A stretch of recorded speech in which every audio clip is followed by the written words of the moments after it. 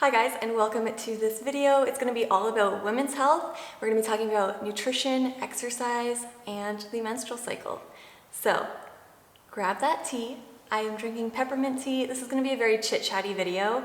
So if you're looking for just like straight up cold hard facts, I'm going to try to remember to post 2 really great articles in the description bar. But other than that, we are just cruising through this conversation, podcasting, and also podcasting.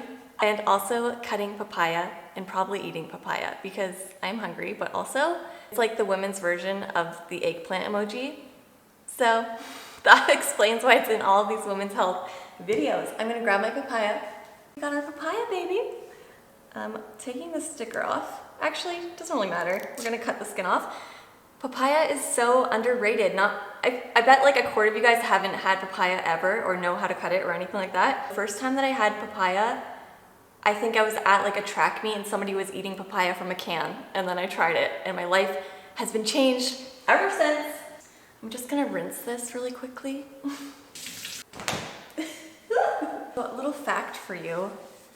Papaya, if you eat it when it's not fully ripe, or even if it's like semi-ripe, can contain latex, which might trigger uterine contractions. So my period might start today. No, so if you're pregnant, maybe don't try papaya, but it is my favorite fruit. Little fact for you, grab that cutting board. This is my method. I don't know if it's the most efficient method, but it's what works for me. And let's go. Video is underway. Kinda. Grab that knife. Sorry I didn't dress up for you guys. I wanted to keep this as casual as possible. I'm gonna get a bowl for my papaya scraps. I'm gonna have chapters in this video because I feel like I'm just gonna ramble and talk about random things, but we're hanging out, podcast vibes. What I like to do when I'm cutting my papaya is I'll cut off the top part and the back part and then cut it in half. Move this over here so that you can see what I'm doing from the side camera action. The cycle is on average 28 days. I don't know, the average person doesn't actually exist though, so if you know your exact day, that's amazing. I feel like mine is probably around 30 days.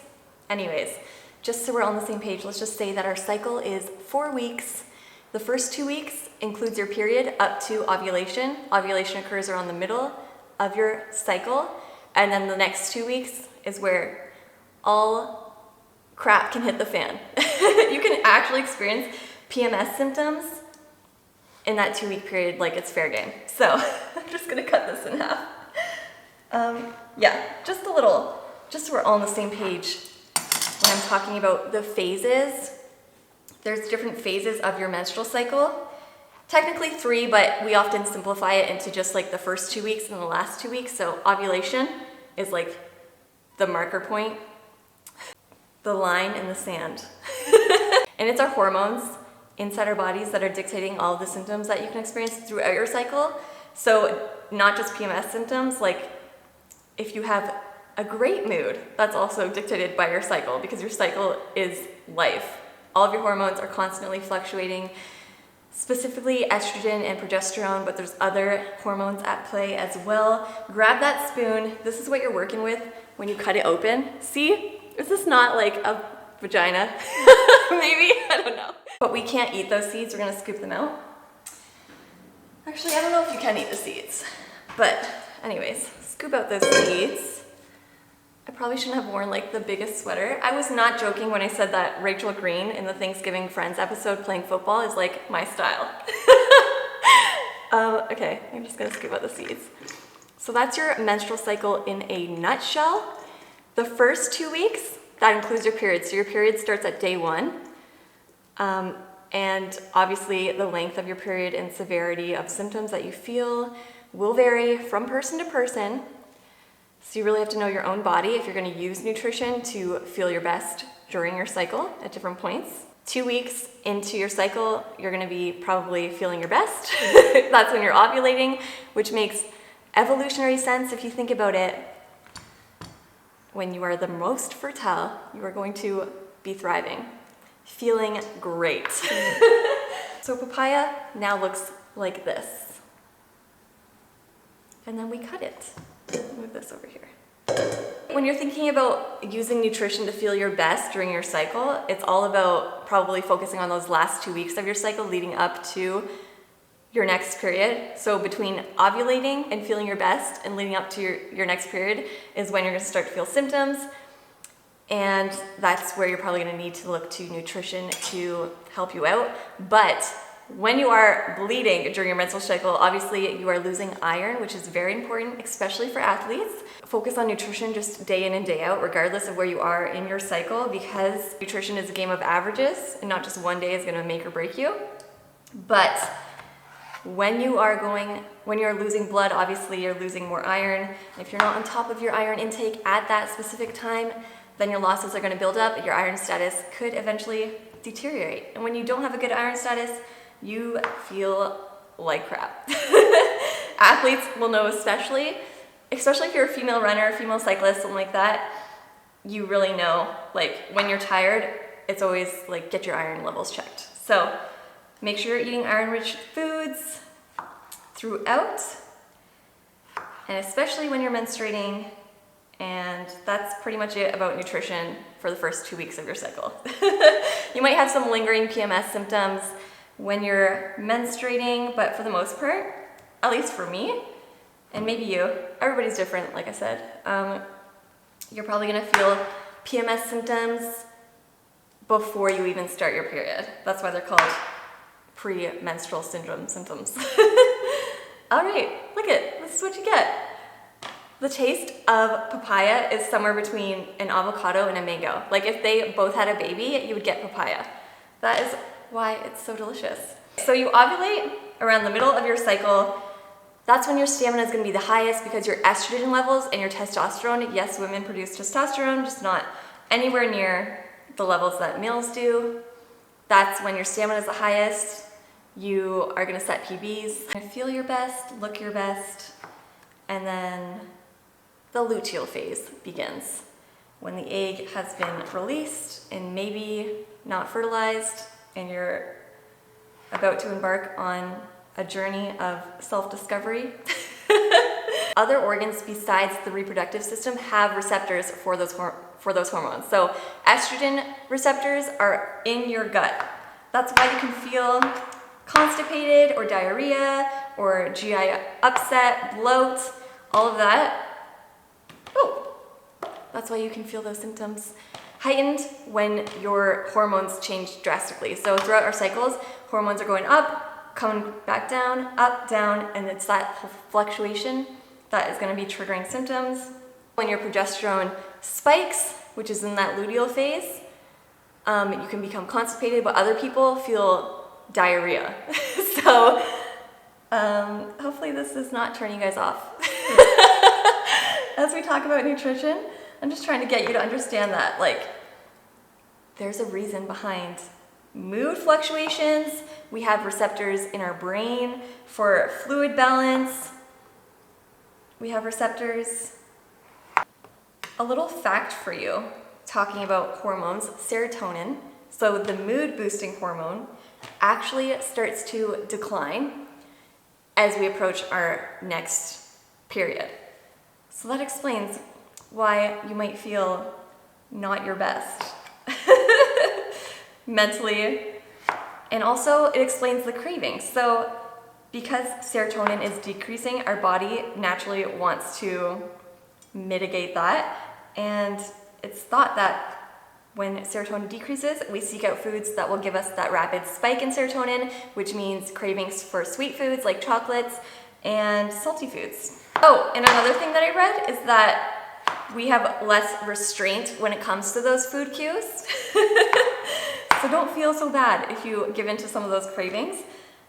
The same point, I feel like as athletes and exercisers, we're more likely to resist those cravings, but there are a couple things going on in your body that can impact your nutrition that it's helpful to be aware of, and that is that our energy needs are actually increased in that 2-week period leading up to our period. So it might not be all that awful if you give into your food cravings, but it's also important to know that when you give into those serotonin cues to try to eat some sugary foods, that it's a vicious cycle because then the next time you need to eat more of that sugary food to get the same release of serotonin and dopamine and all that stuff.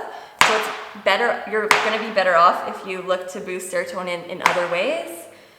And that means gut health, but also having enough protein, because protein, the building blocks of serotonin lie in protein. So there's an amino acids make proteins. Amino acid named tryptophan. Look at me like humanizing these amino acids. So tryptophan is what serotonin is derived from. So making sure that you're eating enough protein, obviously day in and day out you want to be eating enough protein, but making sure that you're eating enough protein in those final 2 weeks to help your body have the building blocks to build serotonin is going to be key. And if you are giving into those cravings for chocolate and like sugary sweets and sugars are going to spike your insulin. So when insulin spikes, our body actually increases its uptake of amino acids. So use that as a little nutritional strategy. If you're going to be eating sweets, pair it with a protein source because your body's going to naturally increase its uptake of amino acids from that protein source when those simple sugars spike your insulin. It's like we're working with what we got. But if you want to be super good and you're like training for a competition and you're just like really on your nutrition game, try to choose high tryptophan foods, so getting whole protein sources, complete protein sources that contain that amino acid, and you'll be supplying your body with the building blocks of serotonin. Exercise in and of itself can boost your serotonin and help combat those food cravings. And if you just want to eat chocolate, have like chocolate covered cashews. Nuts and seeds are a good source of tryptophan. So there you go. Chocolate covered almonds coming in hot. I didn't really explain this, but instead of peeling off the skin of the papaya, I like to cut it like this. I put it flat. After I cut it in half, I put the papaya on the cutting board flat like that, and then I slice it, and then I turn that slice over like this. So sliced, turn that slice over, face touching the board, and then I slice off the skins in like a little hexagonal pattern, and then that's it. And I feel like that gives like a really nice cut dice situation. Because it can get really slimy, I feel like that's a little dangerous if you peel it first and then you have to like be like, whoa, is that just me? It's probably just me, oopsies. But I just like this, and it's actually a little therapeutic, honestly. I'm having a great time. So that is all you do. And if I wasn't filming myself, I'd probably be like eating the papaya off of the skins. I'll probably do that after this video is done, honestly. It's so good. Okay, so where were we? Boosting serotonin naturally. Gut health. Bacteria in our gut form what is known as our gut microbiome. And this actually communicates with other aspects of our bodies. So the gut-brain axis is a thing, and that just means that our gastrointestinal system communicates with our brain, and this can affect our mood. And serotonin production can actually be influenced directly and indirectly by our gut. So our gut can affect tryptophan, that amino acid that I was talking about earlier, in our bodies, and it can also affect serotonin formation. So there you go, gut health again. It always comes back to gut health, guys, I'm telling you. Also, if you don't have good gut health, you're really gonna notice that around the PMS time because, like we mentioned earlier, I think, your symptoms are exacerbated. So if you naturally have IBS, if you have IBS already and then you're going through PMS, you're probably gonna experience heightened symptoms. So working on rehabbing that gut health, just eating variety, eating fibrous foods, all of that good stuff is really gonna help you out. And also like realizing what your triggers are. I know for me, bloating has become such a big issue and it never was, so I don't know. Hopefully I'm not developing like latent IBS, but who knows. But there are triggers that you will find if you keep like a little food diary or just self-awareness that you can start to really eliminate or temporarily reduce your intake of around the time that you normally feel symptoms. So anytime that 2-week period, everybody will be different. I experience PMS symptoms about a week out, and then they slowly dissipate, and then when I start my period, my symptoms are usually gone. But triggers for me around that time for like uncomfortable bloating, like where I can't even run because it's just hard to breathe type of bloating, will be sugar, alcohol. So if you're having and caffeine, which sucks. So if you're having caramel macchiatos and sugar-free syrups and sugar-free things tends to have sugar alcohols instead, and those can really trigger GI symptoms. Other things, garlic is a big one. For me, unfortunately, salsa. So all my favorite foods are the worst to have because peppers and spicy things can trigger gut upset. So just knowing your triggers around the time is a good strategy to help avoid symptoms. I haven't had any papaya yet. My goodness, so good. Every papaya is different too. When you're shopping for it, you're probably gonna find an unripened papaya, and you'll have to let it ripen in your household. That's just the way it goes. You'll know it's ripe when it either starts to turn a lighter green color to a yellow color, or just when it's squishy. So look for those indicators. Nobody likes a raw, unripe papaya. So don't do that to yourself. If you are someone who experiences diarrhea and constipation for PMS, diarrhea, you're gonna wanna do soluble fibers. So bananas and oats will really help you kind of maybe stay away from very fibrous fruits and vegetables for the time being, because those increase transit time or decrease transit time, make things flow faster, which is not what you want. You want to add bulk to your stool. So there are nutritional strategies that you can use to feel better when you're going through PMS symptoms. So the mood boosting, we talked about that, boosting serotonin naturally. GI upset, GI issues. If you're bloating, that comes down to salt, like water retention, or GI and gas bloating issues. So that's what's causing your bloating. If it's related to water retention, you're gonna wanna decrease your salt intake, increase your water intake to flush out that salt, and increase your potassium intake to help balance out that salt. So potassium comes in just naturally, quote unquote, healthy foods, so whole foods and fruits and vegetables. If you really experience intense PMS symptoms, whatever they may be, there is some evidence to suggest that it's related to your vitamin D status, maybe calcium status. You actually need vitamin D to help increase your absorption of calcium. So check your vitamin D status. Chances are if you live in Canada, you need to take a supplement. So look into that. Let's actually talk about your menstrual cycle and exercise, or specifically nutritional strategies or considerations to take into account if you are an active individual going through your menstrual cycle. 2 weeks leading up to your period, your protein and your fat breakdown or metabolism, oxidation, that increases. So you actually have elevated protein needs in that latter half of your period. And if you're not replacing that protein, that could be why you're tired. If you're not eating iron-rich foods day in and day out, you let those iron losses build up, that can cause fatigue.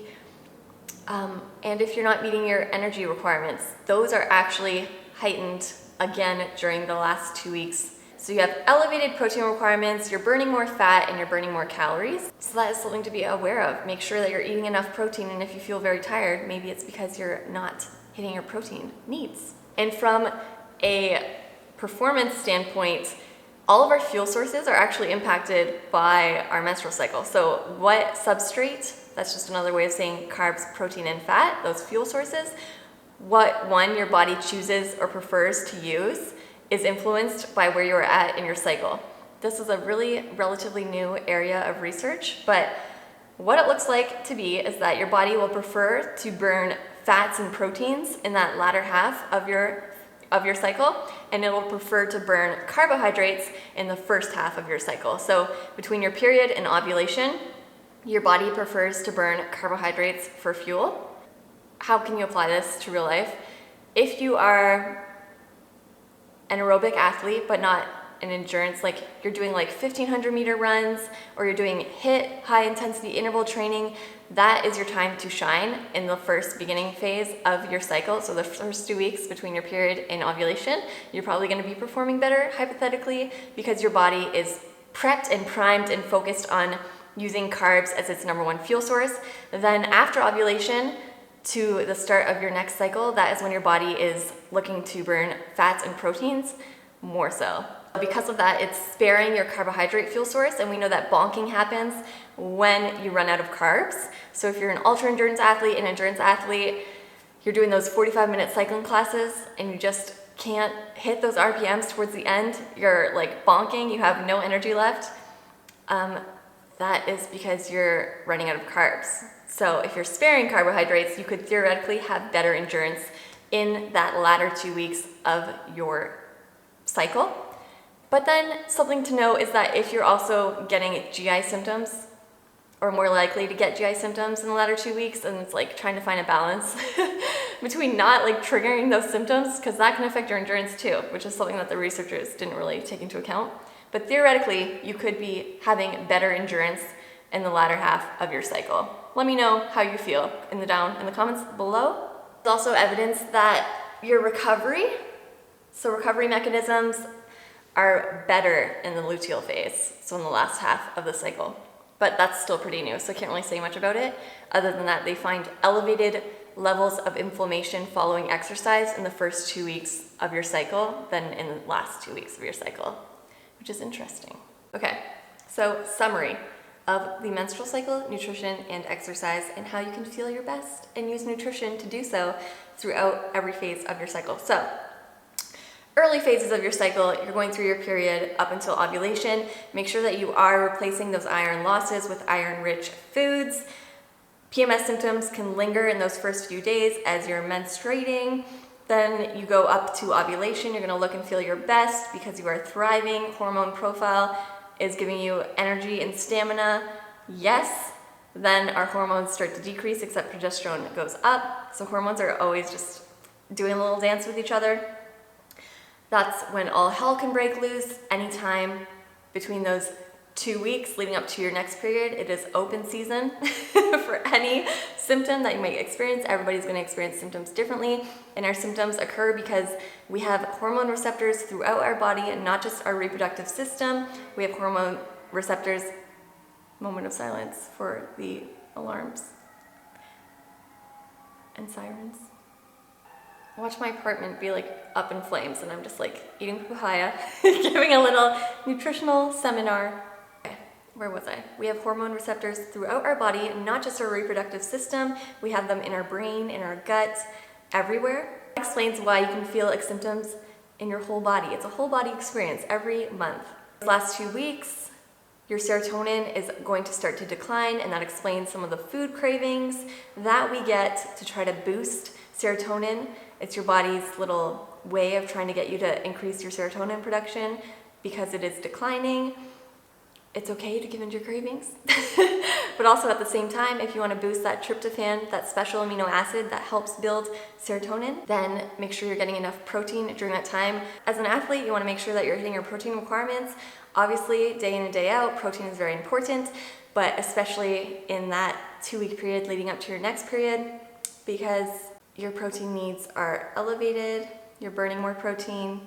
You might have noticed that your endurance is better because of just the substrate use, the fuel use in your body, and you might be better at higher intensity exercise in the first 2 weeks of your cycle. Those are some fast facts for you. It's been a blast. Post your comments down below. I hope you had a great time watching me cut papaya. Hope you try papaya. Let me know if you like papaya.